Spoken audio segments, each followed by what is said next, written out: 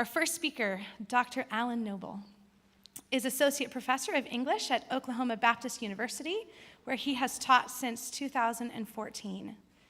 He serves as the editor-in-chief of Christ and Popular Culture, an online magazine or blog or some sort of thing. What do you call it? Magazine that does just what it says. It focuses on pop culture from a Christian perspective.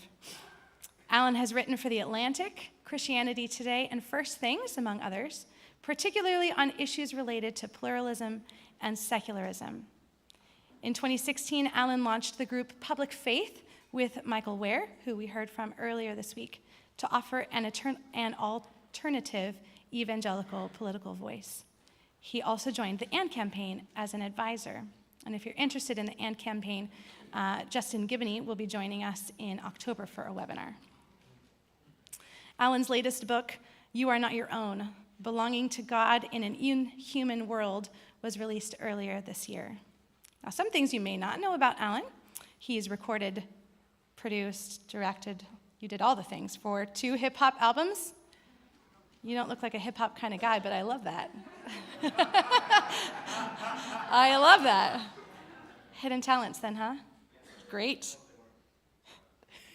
They weren't hidden at the time. Alan also has a really fascinating social media feed. So if you want to see someone use social media in a lighthearted, self-deprecating, encouraging sort of way, follow him on Instagram and Twitter, which I have enjoyed. It is delightful and a breath of fresh air. I am really looking forward to hearing what Dr. Noble has to say to us today. Please join me in welcoming Dr. Alan Noble.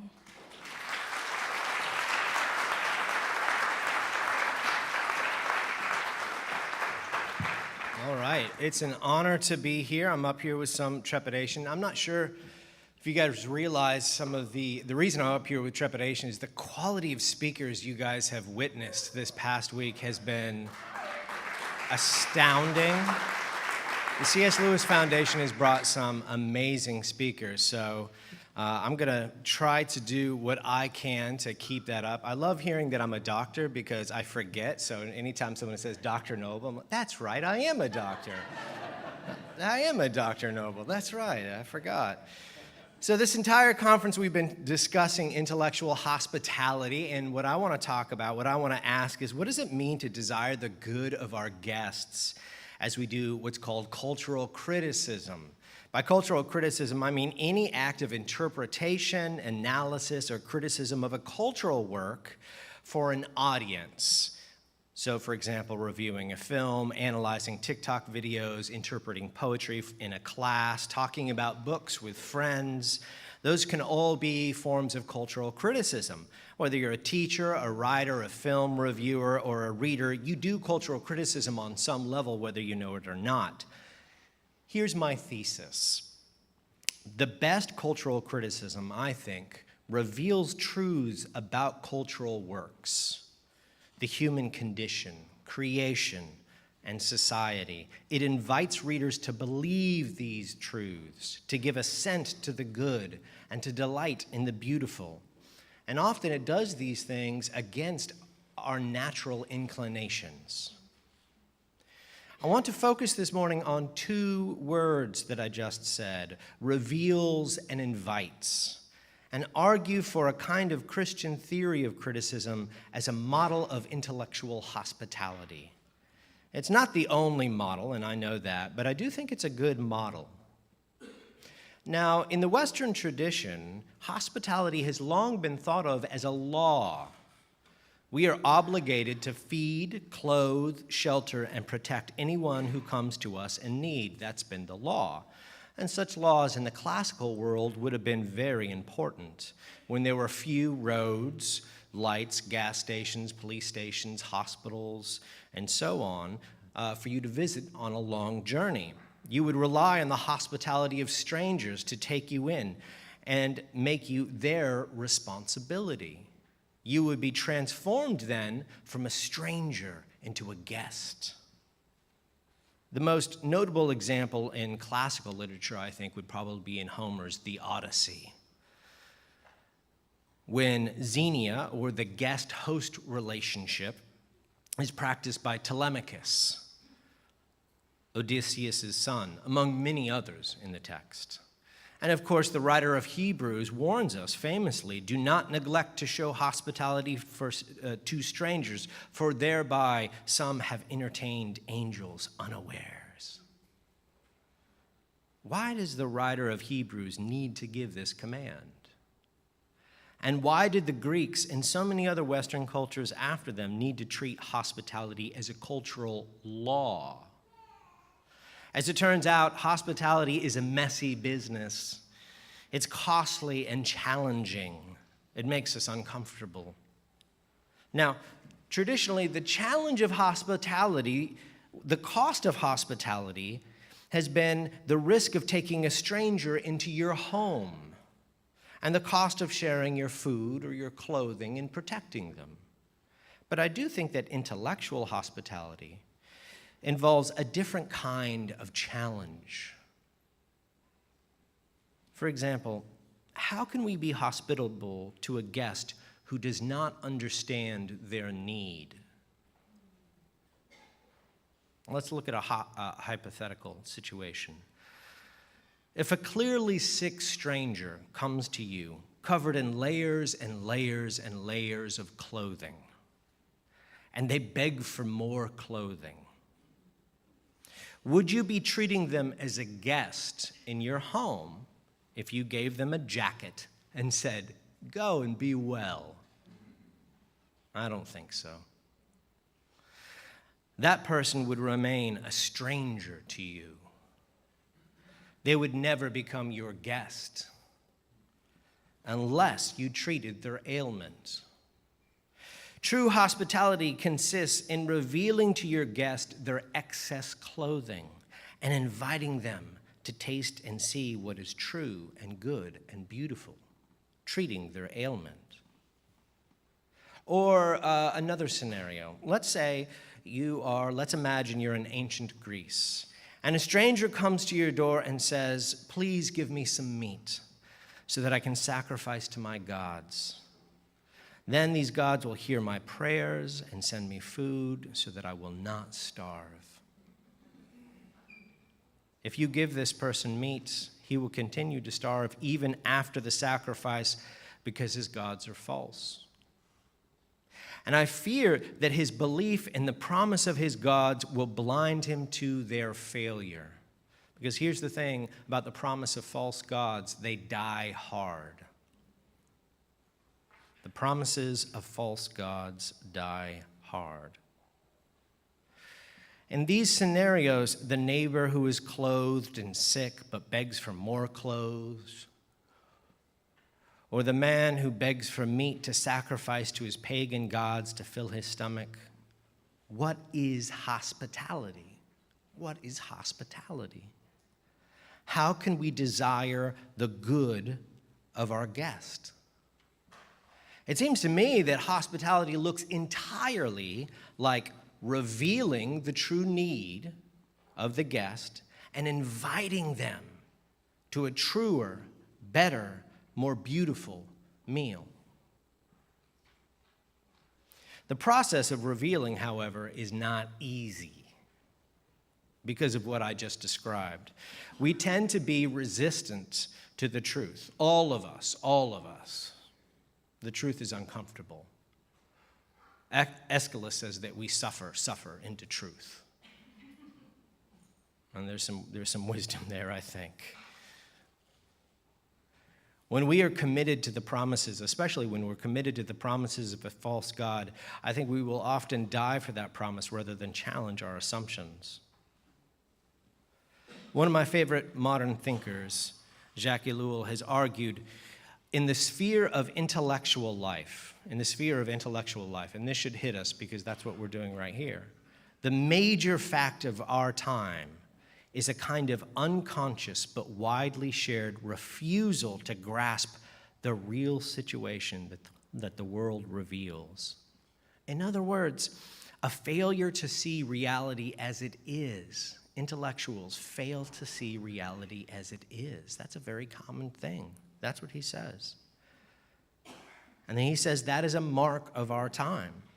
And so it seems to me that a part of the work of true intellectual hospitality, and therefore the work of cultural criticism, which is intellectual work, must involve revealing reality. And at this point, we must admit that we are often complicit. When Ellul says widely shared refusal to grasp the real situation, he doesn't exclude Christians, by the way. In the context of that passage, he explicitly includes us, and especially intellectual Christians. He's worried about us. He's worried about us. He is an intellectual Christian, by the way, which should give us great pause. Now, before we feel superior, this story that I told is just a nice, clean, polite metaphor. All this about the pagan and his meat, right? Reality's a whole lot messier. We are almost always complicit. We almost always end up believing the promises of false gods too, right? At least just a little bit. We grow up hearing them. Maybe for a time we even worship them. A great many Christians worship them while attending church. For example, the belief that we can stand apart from God, creating our own identity, sustaining our own existence, deciding our own destiny and purpose is wildly popular, wildly popular. Devoting your life to work and a career as the telos of your life, wildly popular, wildly popular. If you don't think that that can be a God, then you are greatly mistaken. Greed, envy, materialism, there are many popular pagan gods in the church. Now, it's easy for us to imagine telling a pagan that his gods have failed to feed him. That's an easy thing. A critical move of Revelation, by the way, which is what I'm talking about here. And invite him to feed at the table that will give him eternal life. That's an easy thing to imagine doing. It's quite another thing to help someone see the way that greed, self-sovereignty, pride, envy, and other modern socially acceptable sins fail to fulfill their promises, because those things very often draw us into the circle of criticism too, and rightfully so. All right, if intellectual hospitality, at least sometimes, involves revealing the deep needs of your guests so that you can invite them to something better, how do we practice that in cultural criticism? What does this actually look like? So now, I'm going to give the example of my last book, and I'm not saying that it's the ideal model. I'm just saying that I'm very familiar with it because I wrote it. And in this book, I did try to do those two things. I tried to reveal the false promise of certain idols of the world, idols which affect me as well, and invite the reader to consider an alternative. Now, a number of you I want to assure you, a number of you sat with me while I talked about the main ideas of this book titled You Are Not Your Own for 7.5 hours this week. So rest assured, I'm not going to rehash those lectures. Thank you for bearing with me for 7.5 hours. You are champions, heroes in my heart. But I do want to highlight, instead, I want to highlight the method, the structure of this argument, because I think it can be used, that method, that structure can be used in other places and for other means.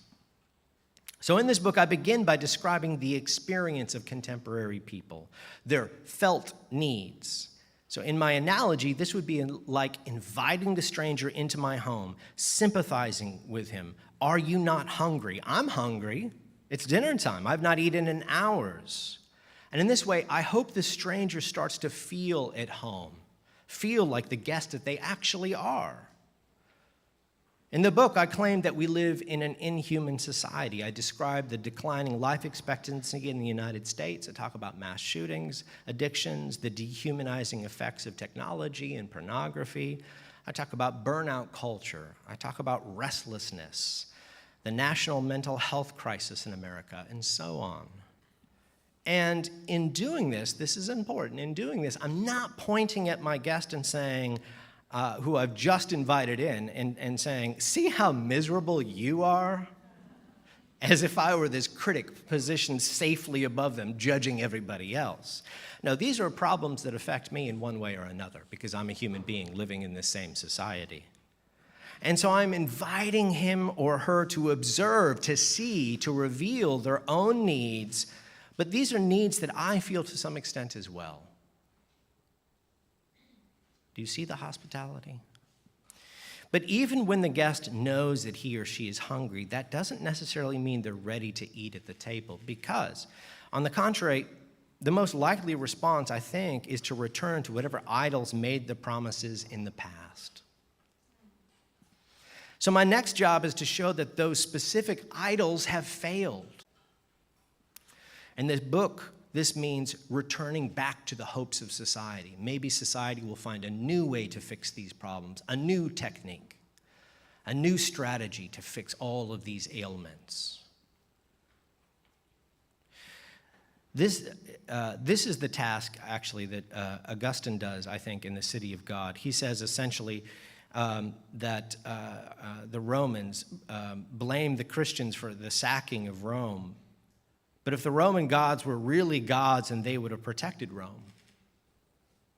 By the gods' own standards, by the promises they allegedly make, they failed. It's an interesting move, rhetorically. Rhetorically, it's both intellectually hospitable, I want you to see this, both intellectually hospitable and critical. It's critical because it ultimately lays bare and criticizes the pagan gods. Okay? It's critical because it lays bare and criticizes the pagan gods, but it's hospitable because he performs this criticism on the pagan gods' own standards. You say that you can protect Rome. Did you do it? No. And instead you blame the Christians. In the case of You Are Not Your Own, I argue that society does make us a promise. Similarly, it makes us a promise. A promise that if we accept that we have these what I call the responsibilities of belonging to ourselves, then we will live full, meaningful, satisfying lives. The responsibilities of self-belonging are all the ways in which we are required to ultimately and completely be responsible for being in the world. Our justification, our identity, our meaning, our value, our belonging. That's the promise. And in the book, I try to show how society provides various tools and methods to help us fulfill our part of that promise. For example, social media and consumerism enable us to define, express, and project an identity out into the world. Because if we are our own, no one can give us an identity that's entirely up to us, which is both exciting for some people, but also terrifying. But even if we do everything that society asks us to do, the promise is never fulfilled. Like the pagan gods, we are left alone, overwhelmed, and unprotected. And so I try to show, for example, even when we constantly and frantically express ourselves, it is never enough. We can never receive enough affirmation to ground our identity. And part of the reason is a contradiction built into modern ideas of radical autonomous identity. On the one hand, we insist that we insist that we create our own identity and no one can define us. No one can define us. On the other hand, the very concept of identity requires someone to be a witness. We need external affirmation. And so we can never be satisfied. We always need more and more affirmation. Now, back to my analogy. At this point, I have invited the stranger in. I have helped them to name the experience of their suffering. I have revealed the implied promise of society. And if I've done a good job, I've done all this in a way that my guest will agree with my analysis. I want them to agree with my analysis. They will feel seen and welcomed and at home. Hospitality. They will have transitioned from a stranger to a guest, and they will know that I desire their good because I understand, and because I do desire their good. Remember, that's the law of hospitality, that you desire the good. You are responsible for the person under your roof, to care for their well-being. Now, the next move is that I need to critically evaluate the promise on its own standards. On its own standards. So does society fulfill us as it promises to do? As it promises to do. On its own terms, does it fulfill its promise? Do the pagan gods protect us as they promise to do if we will sacrifice to them? We might ask our guest, how hungry are you if you've sacrificed to these gods? We might ask our guest, how confident are you, how secure are you in your identity if you continue to express it over and over and over? In other words, does it seem to you that the gods are there? Are they listening? Or are the gods mute? We've hopefully, at this point, revealed something true about the human condition, revealed something about the heart of the reader and hearer. Then we have invited them to consider or meditate on the implications of that truth. What might that mean for them? And at that point, that's when I think the invitation to the table is most inviting to them, because they've seen that the promise doesn't work. The promises of the false gods have failed. They've seen their sickness, and they're ready for the alternative. To some, I think this method will be seen as manipulative, patronizing, or patriarchal in the sense that it begins from the assumption that a non-Christian ideology is self-defeating, and that it's possible to reveal how it's self-defeating, and that it can be the role of a cultural critic to do this kind of work of revelation. And I get that. But personally, I can't imagine any higher obligation than desiring the good of my guest. To desire the good of the stranger, of the guest in my home. And let me say here, too, that I do not think that this needs to be or should be done every time you, let's say, review a film or discuss a book with a friend or analyze a social media platform. But I do think that there are subtle ways to hint at the false promises of a cultural, that you find in a cultural work, and the ways in which these promises fail, even when you don't find an acceptable way to invite the reader to consider an alternative. And I'll just remind you of what Jacques Ellul says, just revealing reality itself is important. When I get the opportunity to teach The Great Gatsby, for example, just walking my students through helping them to feel Jay Gatsby's desire to have a romantic relationship with Daisy Buchanan that is a transcendent love, and helping them see that it is a false promise. Just helping them feel that deeply, that is powerful. That is powerful, even if we don't talk about the implications. That itself, just revealing that experience, I think is very powerful, because it is a false promise. And Fitzgerald knew it was a false promise. So far, I have described these ideas from the perspective of what might be called broad cultural criticism. But this is a conference named after a man who read and wrote great literature, so let me give an example of how this might be applied to literature. One of the most powerful books I get to teach is Sylvia Plath's The Bell Jar. I'm sorry, this is an American text. I'm an Americanist. I know I'm on the wrong continent, but here we go. It always resonates with my students because it is about a young woman their own age, and because, like them, she loves books, and because, like many of them, she has a mental breakdown. Her crisis comes right at the beginning of the novel, at the peak of her success. She's in college, and she gets this wonderful opportunity during the summer to be a guest editor at a women's magazine. Sylvia Plath herself had this opportunity, and she actually went through a similar crisis. She's hoping that through this internship at this women's magazine, she'll have the opportunity to meet great poets, maybe get her foot in the door and become a magazine editor. She's incredibly excited, but once she gets there to New York, she finds herself bored and depressed.